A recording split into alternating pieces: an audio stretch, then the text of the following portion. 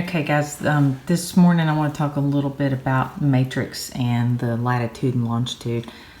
Again, Matrix does have a YouTube video that you can watch on this with some more details, but the most important thing is that you be sure that you put in a street number and a street name so that it can try to find where you're at. Now if you're doing a house, it'll be much easier and more accurate. This one just happens to be a lot, so be sure that you put in a street number and street name. So we need to fill in a street name here. I recommend that you do the autofill for the street. So in this case, we're autofilling the crossing.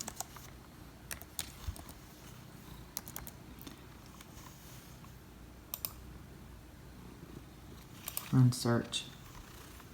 And so it finds it because there are several other lots in that development.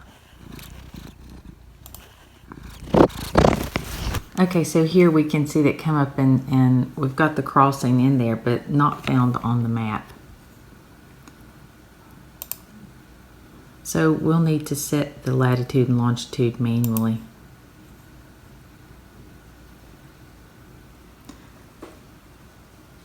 So it says 30, the crossing in Lylesville, and it's brought us up to an interstate. I know that, you guys can find stuff through the GIS for the county tax site. So that's another good place to start. And then, of course, follow your directions through.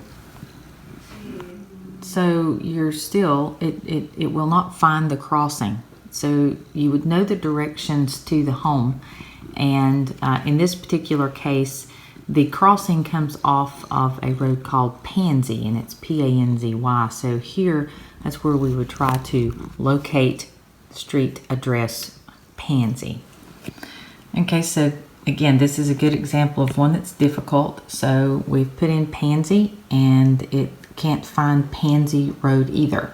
This particular one just happens to be kind of out in the middle of nowhere.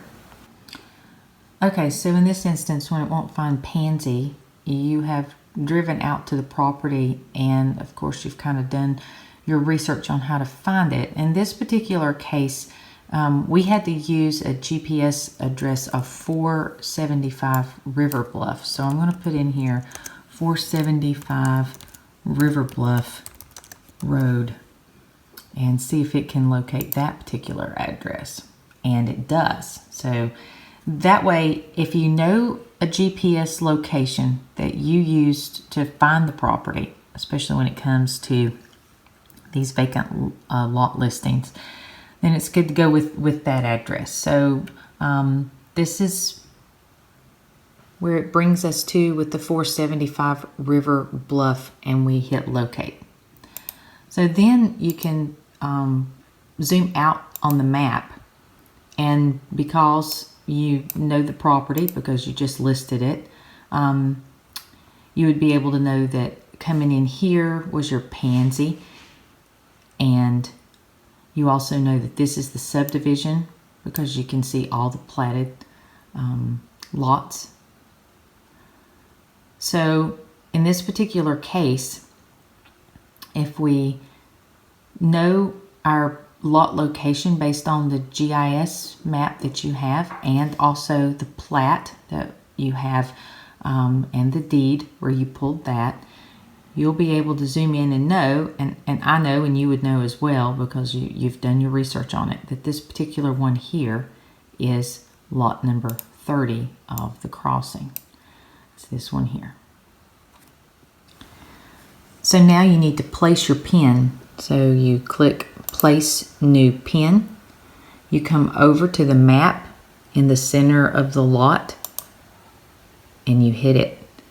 And it knows it is Crossing Court, PD River, and these were the sellers' names, the Scotts. So now you've placed the pin for the latitude and longitude, and you can click Done. And now it's on your map.